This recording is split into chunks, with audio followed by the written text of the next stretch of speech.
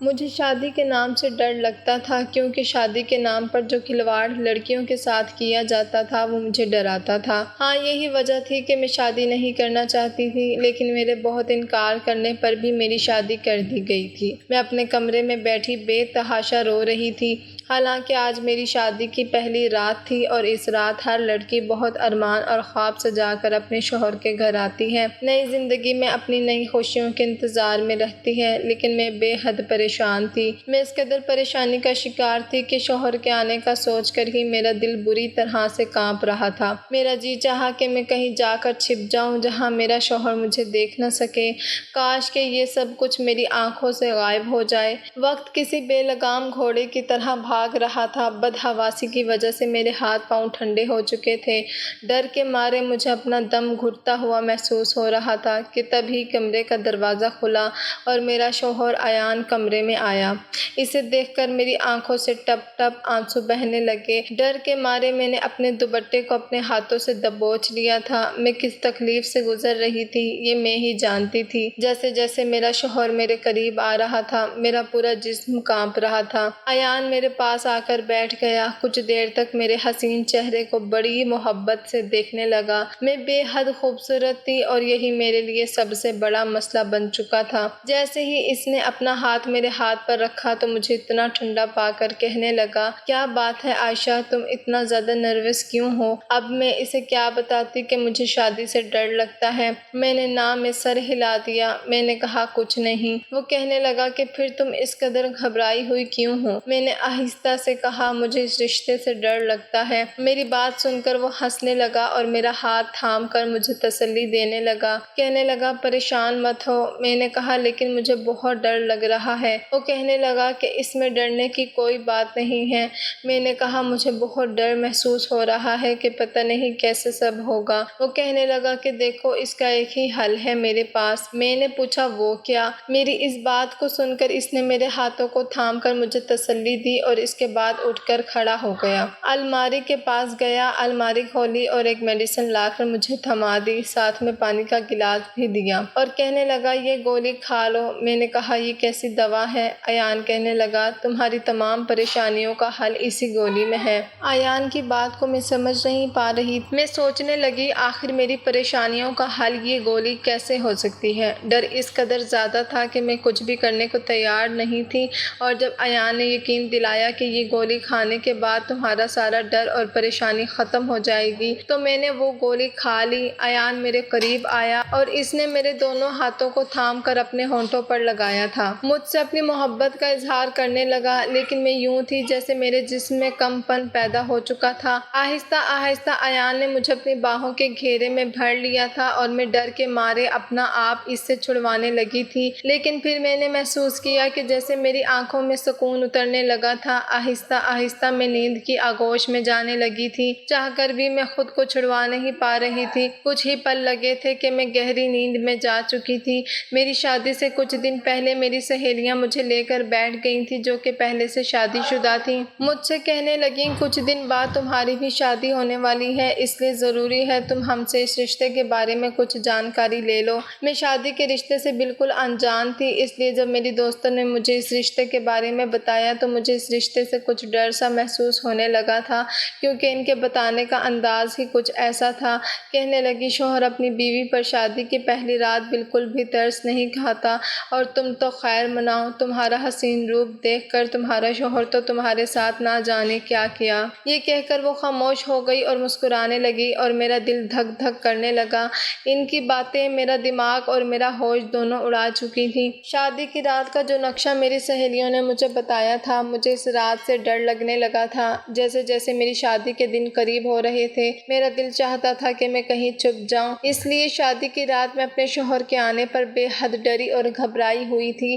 پتہ نہیں وہ میرے ساتھ کیا کرے گا، لیکن ایان نے میری بات کو سن کر اسے سمجھنے کی کوشش کی تھی۔ اس نے شاید مجھے نیند کی گولی کھلائی تھی جسے کھاتے ہی میں کچھ ہی دیر میں سو چکی تھی۔ مجھے اپنی شادی کی رات بالکل بھی یاد نہ تھی۔ ہاں، اتنا احساس تھا کہ میرا شوہر مجھ سے اپنا حق وصول کر چکا تھا، لیکن سچ تو شاید اتنا بھیانک تھا کہ میری سوچ بھی اس تک نہیں پہنچ سکتی تھی، اور اس سے میں ابھی تک انجان تھی۔ جو انکشاف بعد میں مجھ پر کھلنے والا تھا کہ شادی کی پہلی رات میرے ساتھ کیا ہوا تھا۔ خیر، جب میں صبح اٹھی تو میرا پورا جسم درد سے چور تھا۔ میں نے کروٹ بدلی تو میری کمر میں درد کی لہر سی اٹھنے لگی تھی اور میں درد سے کراہنے لگی تھی۔ میرے ساتھ لیٹا میرا شوہر فوراً سے اٹھ بیٹھا، کہنے لگا، کیا ہوا عائشہ؟ میں نے کہا، پتہ نہیں، میرا پورا جسم بہت بھاری ہو رہا ہے اور جسم میں درد بھی ہے۔ یاد کرنے کے باوجود مجھے یہ رات بالکل بھی یاد نہیں آ رہی۔ سمجھ نہیں آ رہا کہ میں اپنے چکراتے سر کو پکڑوں یا پھر اپنی دکھتی کمر کو۔ میں نے بیڈ پر نظر دوڑائی تو میرے ہاتھ میں پہنی کانچ کی چوڑیاں ٹوٹ کر بیڈ پر بکھری پڑی تھیں۔ میں نے مشکل سے اپنا تکیہ بیڈ کے ساتھ لگایا اور ہاتھوں کو بیڈ پر رکھ کر مشکل سے اٹھ کر بیڈ پر بیٹھی تھی۔ میرے بال کھلے ہوئے تھے اور میری بکھری حالت مجھے اس بات کا احساس دلا رہی تھی کہ میرے شوہر نے رات کو میرے ساتھ پیار محبت والا رویہ بالکل نہیں رکھا تھا۔ میں چاہ کر بھی اپنے درد کو برداشت نہیں کر پا رہی تھی اور اسی لیے درد کی تیزی کی وجہ سے میری آنکھوں سے آنسو بہنے لگے تھے۔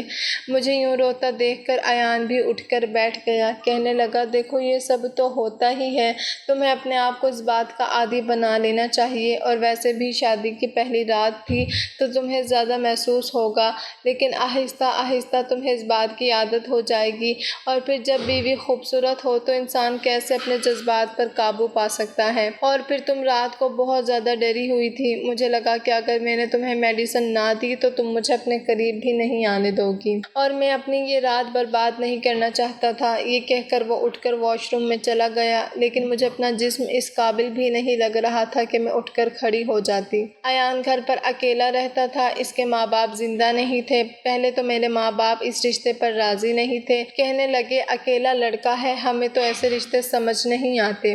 لیکن پھر میری ماں کہنے لگی کہ لڑکا اچھا خاصا کماتا ہے، اپنا گھر ہے، اگر اس کے ماں باپ زندہ نہیں ہیں تو اس میں اس کا کیا قصور ہے؟ آپ نے اچھی طرح چھان بین تو کروائی ہے، اس رشتے میں کسی نے کوئی بھی برائی یا کمی نہیں نکالی ہے۔ اچھا ہے، میری بیٹی پر سسرال کا بوجھ نہیں ہوگا۔ میں نہیں جانتی تھی کہ شادی کی رات ہی میری ایسی حالت ہو جائے گی کہ میں کھڑی بھی نہیں ہو پاؤں گی۔ ایان نہا کر باہر آیا تو مجھ سے کہنے لگا، دیکھو، میرے گھر میں تمہاری خدمت کرنے کے لیے فی الحال کوئی نہیں ہے، اس لیے یہ گھر تمہیں ہی سنبھالنا ہے۔ مجھے اس کی اس بات پر اعتراض نہ تھا، لیکن مجھے اپنا آپ اس وقت اس قابل نہیں لگ رہا تھا کہ میں اس کا ناشتہ بنا سکتی۔ وہ اپنی بات کہہ کر کمرے سے جا چکا تھا کہ جلدی سے اٹھ کر باہر آؤ اور میرے لیے ناشتہ بناؤ۔ میں جب بیڈ سے اٹھ کر کھڑی ہوئی تو مجھے ایسا لگا جیسے میری کمر ٹوٹ جائے گی۔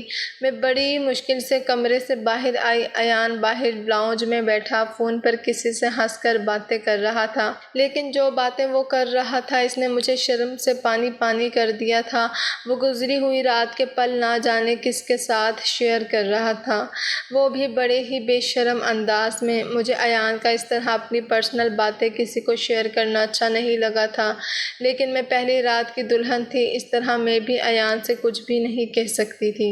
میں نے سوچا میں ایان کو بعد میں کہوں گی کہ وہ اس طرح کی باتیں باہر نہ کرے۔ میں فوراً سے نظریں جھکائے کچن میں چلی گئی۔ مشکل سے ہی میں نے اپنا اور ایان کا ناشتہ بنایا تھا۔ ناشتے کے بیچ میں نے جھجکتے ہوئے ایان سے یہ بات کہی تھی۔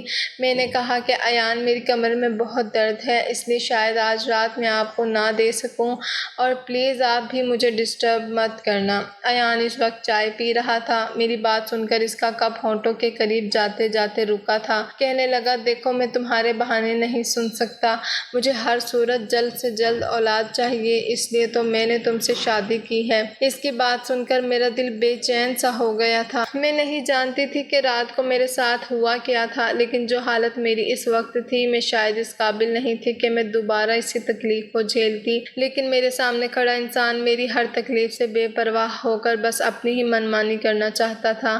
جیسے ہی رات ہوئی مجھے لگا میرا دل کسی نے مٹھی میں لے لیا ہو۔ رات کو پھر ایان نے مجھے ایک دوسری میڈیسن دی۔ میں نے کہا مجھے نہیں کھانی۔ وہ کہنے لگا، یہ نیند کی دوا نہیں ہے۔ میں نے کہا، پھر یہ کس چیز کی دوا ہے؟ کہنے لگا، یہ جلد پریگننٹ ہو جانے کی دوا ہے۔ یہ سن کر میں کچھ دیر تو اس کی شکل شکل دیکھتی رہ گئی کہ آخر اسے کس بات کی جلدی تھی۔ میری شادی کو کون سے 4-5 سال گزر چکے تھے، ابھی تو شادی کو 4 دن بھی نہیں گزرے تھے، اور نہ ہی میرے ساس سسر زندہ بیٹھے تھے جنہیں پوتا اور پوتی کو گود میں کھلانے کی جلدی تھی۔ آخر وہ مجھے اتنی جلدی پریگننٹ ہونے کی دوا کیوں دے رہا تھا؟ میں نے کہا ایان اتنی بھی جلدی کیا ہے، ابھی تو ہماری شادی کو کچھ ہی دن گزرے ہیں، ہم آرام سے 2-4 سال بعد بچہ پلان کریں گے، ابھی تو خود ہی ہماری موج مستی کے دن ہیں۔ وہ کہنے لگا میں کچھ نہیں جانتا، شاید تمہیں اندازہ نہیں ہے مجھے کتنی جلدی ہے بچے کی، مجھے بچے بہت پسند ہیں، شادی سے زیادہ مجھے بچوں کی خواہش تھی، اور اس لیے میں نے تم سے شادی کی تھی کہ میری جلد از جلد شادی ہو اور میرے گھر میں ننھے منھے سے بچوں کی کلکاریاں گونجیں۔ میں نہیں چاہتا کہ وقت برباد ہو، کیا 1 سال تک میں یہ دیکھتا رہوں کہ تمہیں اولاد ہوتی ہے کہ نہیں، اور پھر تمہیں اس کے بعد دوا کھلاؤں؟ یہ کہہ کر اس نے وہ میڈیسن میرے منہ میں ڈال دی اور پانی کا گلاس میرے ہاتھ میں تھما دیا۔ میں نے پانی پی کر وہ دوائی اپنے اندر اتار لی تھی، لیکن مجھے حیرت اس وقت ہوئی جب پچھلی رات والی بے ہوشی مجھ پر پھر سے چھانے لگی۔ اس وقت میرا دماغ اس قابل نہیں تھا کہ میں یہ بات سوچتی کہ اگر یہ دوسری دوا تھی تو مجھے نیند کیوں آ رہی تھی، مجھ پر کیوں اتنی بے ہوشی سوار ہو رہی تھی، اور پھر مجھے کچھ بھی ہوش نہیں رہا۔ میں دوبارہ سے نیند کی گہری وادیوں میں اتر چکی تھی۔ بے ہوشی کے عالم میں بھی مجھے اپنی سسکاری اپنے کانوں میں سنائی دے رہی تھی۔ مجھے بہت زیادہ تکلیف محسوس ہو رہی تھی، درد کی اتنی تیزی تھی کہ گہری نیند کے باوجود میں رو رہی تھی۔ صبح میری آنکھ درد کی وجہ سے جلدی کھل گئی تھی۔ اس وقت میری کمر میں اتنا درد تھا کہ میں نے ایان کو اٹھا دیا۔ میں نے کہا میری کمر میں بہت درد ہے، مجھ سے سہا نہیں جا رہا، خدا کے لیے مجھے ڈاکٹر کے پاس لے کر چلو۔ لیکن وہ جھنجھلاہٹ سے کہنے لگا ابھی تو دن بھی نہیں چڑھا، تم کیوں میری نیند کا ستیہ ناش کر رہی ہو؟ پین کلر لے کر دے دیتا ہوں، وہ تم کھا لو۔ اس نے مجھے ایک اور دوا دی جسے کھا کر میرے درد میں بس تھوڑا سا فرق ہوا تھا اور میں دوبارہ سو گئی تھی۔ لیکن جیسے ہی صبح اٹھی درد پھر سے اٹھنے لگا تھا۔ اب تو یہ روز کی روٹین بن گئی تھی۔ لگاتار 8-10 دن سے میں ایسی ہی تکلیف سے گزر رہی تھی، لیکن ایان کو جیسے میری کسی تکلیف کا کوئی احساس ہی نہیں تھا۔ ایک دن وہ آفس سے واپس لوٹا تو میں نے کہا مجھے ماں کے گھر چھوڑ دو، مجھے ایان سے دور رہنے کا بس ایک یہی بہانہ ملا تھا۔ وہ کہنے لگا سوال ہی پیدا نہیں ہوتا، جب تک کہ میری اولاد نہیں ہو جاتی میں تمہیں کہیں بھی نہیں بھیجوں گا۔ مجھے سمجھ نہیں آتی تھی آخر اسے بچوں کی اتنی جلدی کیوں تھی۔ ہر چیز اپنے وقت پر ہوتی ہے، بچے کا ہونا یا نہیں ہونا میرے بس میں تو نہیں تھا۔ 8-10 دن میں ہی میرا یہ حال ہو چکا تھا کہ میں چل پھر بھی نہیں پا رہی تھی۔ پین کلر کھا کر اب تو میرا معدہ بھی ڈسٹرب ہو چکا تھا۔ میں ایان سے ڈاکٹر کے پاس جانے کے لیے کہتی تو وہ اس بات پر بھی نہیں مانتا تھا، کہتا تھا کہ ڈاکٹر بھی تمہیں پین کلر ہی دے گا۔ لیکن اس بار جیسے ہی وہ گھر سے باہر گیا میں نے اپنی ماں کو بلا لیا اور ان کے ساتھ ایک لیڈی ڈاکٹر کے پاس چلی گئی۔ میں نے اسے کمر درد اور پیٹ کے نچلے حصے کے درد کا کہا اور میرا ہاتھ اب بھی میرے پیٹ پر تھا۔ میں 8-10 دن سے لگاتار یہ تکلیف سہ رہی تھی۔ لیڈی ڈاکٹر نے میرا چیک اپ کیا تو اپنے کانوں کو ہاتھ لگانے لگی، اور جو بات اس نے مجھے بتائی وہ سن کر تو میں سانس لینا بھول گئی تھی۔ میں آنکھیں پھاڑے ڈاکٹر کی بات سن رہی تھی کہ یہ اس نے کیا کہہ دیا تھا، یہ سچ نہیں ہو سکتا تھا۔ مجھے اپنے کانوں پر یقین نہیں آ رہا تھا۔ میں نے نہ میں سر ہلا دیا۔ میں نے کہا ایسا نہیں ہو سکتا، آپ کو ضرور کوئی غلط فہمی ہوئی ہے۔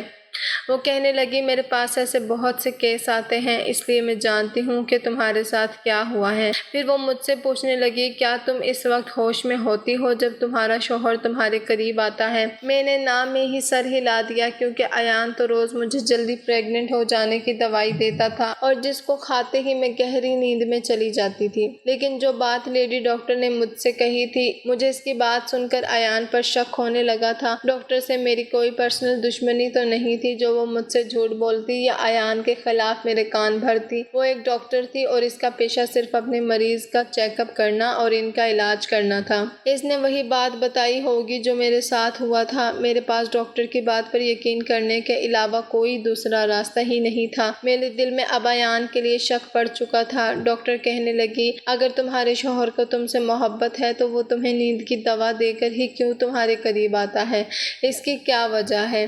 اس طرح کے سوال سن کر مجھے ایان پر اور بھی شک ہونے لگا تھا، لیکن میں یہ کیسے جان سکتی تھی یہ سچ کیا ہے، کیونکہ میں اس سے پہلے بھی کئی بار وہ میڈیسن کھانے سے انکار کر چکی تھی، لیکن وہ میری بات نہیں سنتا تھا۔ زبردستی وہ میڈیسن میرے منہ میں ڈال دیتا اور پانی کا گلاس میرے ہونٹوں پر لگا دیتا تھا۔ ڈاکٹر کہنے لگی، اچھا ایسا کرو، مجھے تم اس میڈیسن کا نام بتاؤ۔ میں نے سوچا مجھے تو اس میڈیسن کے بارے میں کچھ پتہ ہی نہیں ہے، آج تک ایان نے مجھے وہ میڈیسن دکھائی ہی نہیں تھی۔ وہ تو اپنی الماری میں سے وہ دوا نکال کر مجھے دیتا تھا، لیکن جب میں نے یہ بات لیڈی ڈاکٹر کو بتائی تو وہ ہنسنے لگی، کہنے لگی، ایسی کون سی دوائیں ہیں جو تمہارا شوہر اتنا چھپا کر رکھتا ہے اور روزانہ تمہیں انکار کرنے پر بھی کھلاتا ہے؟ تم اپنے شوہر کی حرکتوں پر نظر رکھو، ایسے تمہیں سمجھ آ جائے گا۔ ڈاکٹر مجھے یہ ساری باتیں کہہ رہی تھی۔ اس وقت اکیلی ہی میں اس لیڈی ڈاکٹر کے کمرے میں تھی، یا پھر وہ ڈاکٹر تھی۔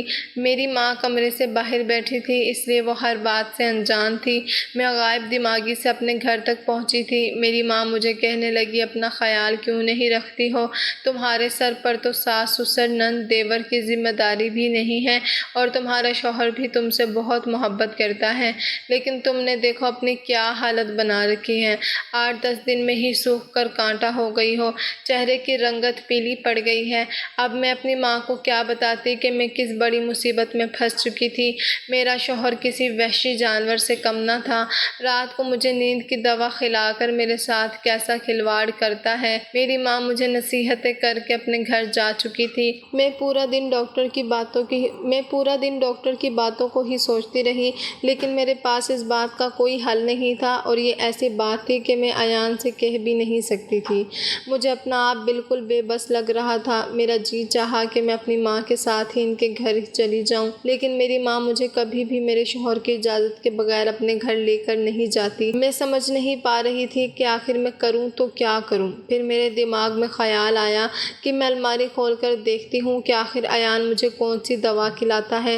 میں فوراً اٹھ کر کھڑی ہو گئی، آہستہ سے چلتی ہوئی الماری کے پاس آئی اور ایان کی الماری کھول دی۔ سامنے ہی اس کے کپڑے پڑے ہوئے تھے۔ میں نے ایک ایک کپڑا اٹھا کر دیکھا، لیکن دوا مجھے کہیں نہ ملی۔ پھر میں نے دراز بھی دیکھ لی، اس میں بھی کچھ ضروری کاغذات تھے، کوئی میڈیسن نہیں تھی۔ لیکن جب میں نے نیچے لاکر کھولنا چاہا تو وہ لاک تھا۔ میں سمجھ گئی کہ وہ دوائی ایان نے اسی لاکر میں رکھی ہے۔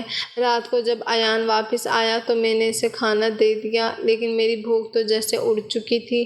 جو بات ڈاکٹر مجھے بتا چکی تھی، اس کے بعد تو میرے دماغ نے کام کرنا ہی بند کر دیا تھا۔ میں نے کھانا نہیں کھایا تھا، اور رات کو سوتے وقت میں نے دودھ کا گلاس پی لیا۔ اس سے پہلے کہ ایان کمرے میں آتا، میں فوراً سے بیڈ پر جا کر لیٹ گئی اور اپنی آنکھیں بند کر لیں تاکہ ایان کو لگے کہ میں سو چکی ہوں۔ ہو سکتا ہے وہ مجھے سویا دیکھ کر مجھے میڈیسن نہ کھلائے اور مجھ پر یوں بے ہوشی طاری نہ ہو۔ میں جاننا چاہتی تھی کہ ایان رات کو میرے ساتھ کیا کرتا ہے۔ کچھ دیر بعد ہی ایان کمرے میں آیا، مجھے بیڈ پر سوتا دیکھ کر میرے قریب آیا اور بازو سے مجھے ہلا کر اٹھانے لگا اور کہنے لگا، اٹھ کر بیٹھو۔ میں نے اپنی آنکھیں کھولی تو ایان ماتھے پر بل چڑھاتے ہوئے مجھے دیکھ رہا تھا۔ میں نے کہا، ایان مجھے نیند آ رہی ہے، میں سونا چاہتی ہوں اور میری کمر میں بھی درد ہے۔ میری بات سن کر ایان کہنے لگا، یہ بہانے تم میرے سامنے مت لگاؤ، میں تمہیں پہلے بھی کہہ چکا ہوں کہ مجھے ہر قیمت پر بچہ چاہیے، چلو دوا کھاؤ۔ میں اٹھ کر بیٹھ گئی۔ میں نے کہا کہ آخر آپ نے دوائی اپنی الماری میں چھپا کر کیوں رکھی ہے؟ میری باقی دوائیوں کے ساتھ رکھ دیں، میں خود کھا لیا کروں گی۔ میری بات سن کر اس نے بڑی حیرت سے مجھے دیکھا تھا۔ کہنے لگا، تم یہ کیسے جانتی ہو کہ میں نے تمہاری دوا کو الماری کے لاکر میں رکھا ہے؟ میں اس کی بات سن کر گھبرا گئی تھی۔ مجھے اپنی غلطی کا احساس ہوا۔ جلد بازی میں شاید میں نے کچھ غلط کہہ دیا تھا۔ میں نے کہا کہ ایسے ہی میں نے سوچا دوا میں خود کھا لیتی ہوں۔ میں نے اپنی الماری کھول کر دیکھی تو کہیں بھی وہ دوائی موجود نہ تھی۔ مجھے لگا کہ شاید آپ نے دوائی لاکر میں رکھی ہے۔ میں نے ایک بہانہ کر دیا تھا۔ وہ کہنے لگا، تمہیں اتنا زیادہ پریشان ہونے کی ضرورت نہیں ہے، میں وہ دوائی روزانہ تمہیں کھلاتا رہوں گا، اور جب تک بچہ نہیں ہو جاتا وہ میں تمہیں اپنے ہاتھوں سے ہی کھلاؤں گا۔ میں نے کہا، ایان مجھے پیٹ میں بہت درد ہو رہا ہے، آپ کیوں مجھے کسی ڈاکٹر کے پاس لے کر نہیں جاتے؟ اور بچہ پیدا کرنے کے لیے ایک پورا علاج ہوتا ہے، اور وہ کوئی لیڈی ڈاکٹر ہی مجھے بتا سکتی ہے، ایسے ہی خود سے دوا کھانا ٹھیک نہیں ہوتا۔ میں نے سوچا تھا شاید میری اس بات پر ایان مجھے وہ دوائی نہیں دے گا، لیکن وہ کہنے لگا، میں جانتا ہوں کہ وہ دوائی عورت کو پریگننٹ کر دیتی ہے، تمہیں کسی بھی ڈاکٹر ڈاکٹر سے کوئی علاج کروانے کی ضرورت نہیں، تم بس میری بات مانو، وہی تمہارے لیے کافی ہے۔ میں نے کہا آج میں کوئی بھی دوائی نہیں کھاؤں گی۔ میرا یہ کہنا تھا کہ ایان کا پارا ہائی ہو گیا تھا۔ اس نے مجھے زبردستی وہ دوائی کھلائی تھی اور دوائی کھانے کے بعد میری پھر سے وہی حالت ہونے لگی تھی اور صبح میں اپنی بے بسی پر پھوٹ پھوٹ کر رو رہی تھی کہ اگر یہی رہا تو میں تو بہت جلد ہی مر جاؤں گی، اور اسی لیے میں نے اپنا دماغ چلانا شروع کر دیا۔ رات کے وقت میں نے اپنے موبائل کا کیمرہ آن کر دیا اور ایسی جگہ پر رکھا کہ جہاں میرا بیڈ آسانی سے نظر آ سکے۔ رات کو ایان نے پھر سے مجھے دوائی کھلائی تھی اور میری وہی حالت ہونے لگی تھی۔ صبح جب میں اٹھی تو ایان کے آفس جانے کا انتظار کرنے لگی۔ جیسے ہی وہ گھر سے باہر نکلا میں نے جلدی سے موبائل اٹھایا، اس پر لگی ویڈیو دیکھنے لگی اور جسے دیکھ کر میرے ہوش و حواس اڑ کر رہ گئے تھے۔ میں نے پوری ویڈیو بھی نہیں دیکھی تھی اور موبائل کو بیڈ پر پھینک دیا تھا اور اپنے چکراتے سر کو پکڑنے لگی۔ جو کچھ میرا شوہر میرے ساتھ رات میں کرتا تھا وہ کوئی بھی عورت برداشت نہیں کر سکتی تھی۔ اس سے پہلے کہ ایان واپس آتا میں نے اپنے ماں باپ کو گھر بلا لیا اور ساری سچائی انہیں بتا دی۔ یہ بات سن کر تو میری ماں رونے لگی تھی۔ میرے پاپا اپنا سر پکڑ کر بیٹھ گئے تھے۔ ایان ایک ادھورا مرد تھا، وہ اس قابل نہیں تھا کہ بچہ پیدا کر سکتا، بھی آ سکتا اور میاں بیوی کا رشتہ بنا سکتا۔ وہ نامرد تھا۔ وہ اپنا رعب مجھ پر جمانے کے لیے اور یہ ثابت کرنے کے لیے کہ وہ ایک پورا مرد ہے، رات گزارنے کے لیے اپنے دوستوں کو میرے کمرے میں بھیج دیتا تھا جو میرے ساتھ بے دردی سے سلوک کرتے تھے۔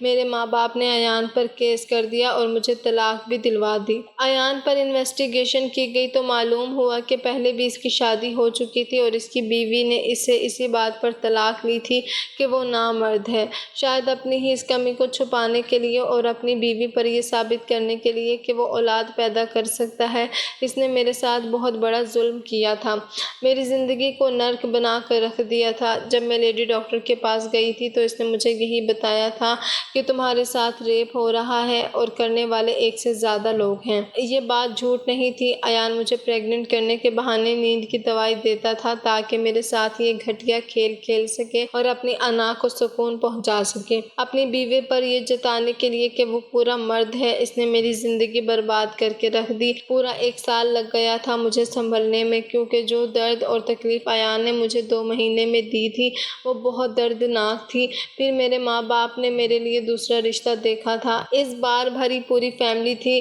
ہاں، لڑکا شادی شدہ تھا اور اس کی پہلے سے ایک بچی بھی تھی۔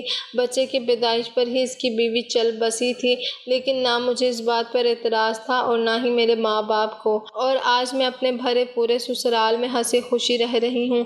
میرا شوہر مجھ سے بے انتہا محبت کرتا ہے، میری ہر ضرورت کا خیال رکھتا ہے اور میں نے بھی اس کی بچی کو سچے دل سے اپنا لیا ہے اور اسے سگی ماں کی طرح پیار دیتی ہوں۔ خدا نے مجھے جتنی تکلیفیں دی تھیں اس کی بھرپائی ایک اچھے شوہر کے روپ میں دے کر دی تھی۔ میں اپنے خدا کا جتنا شکر ادا کرتی ہوں اتنا کم ہے کہ اس نے مجھے اتنا پیار کرنے والا ہمسفر دیا تھا۔ لڑکی کے ماں باپ یہ سوچ کر کہ اکیلے لڑکے کو اپنے داماد کے روپ میں چننا زیادہ پسند کرتے ہیں کہ اکیلا ہے، ہماری بیٹی پر ساس نند اور خاندان کا بوجھ نہیں پڑے گا۔ لیکن مجھے لگتا ہے کہ سسرال پورا ہو، ساس سسر ہوں، تب لڑکی اپنے سسرال میں زیادہ سکھی رہتی ہیں، کیونکہ پیچھے سے اگر شوہر کوئی غلطی کرتا ہے تو اسے ڈانٹنے کے لیے ساس سسر موجود ہوتے ہیں، اسے صحیح راہ دکھانے کے لیے، اسے سمجھانے کے لیے۔ اس کے ماں باپ کا ہاتھ اس کے سر پر ہوتا ہے۔ یہ تھی ناظرین ہماری آج کی کہانی اگر پسند آئی ہو تو کہانی کو لائک اور شیئر کر دیجیے گا اور میرے چینل کو سبسکرائب کر لیجیے گا تاکہ مزید اس طرح کی کہانیوں کا نوٹیفیکیشن آپ کو بر وقت ملتا رہے۔ ملتے ہیں ایک نئی ویڈیو کے ساتھ، تب تک کے لیے اپنا خیال رکھیے گا، دعاؤں میں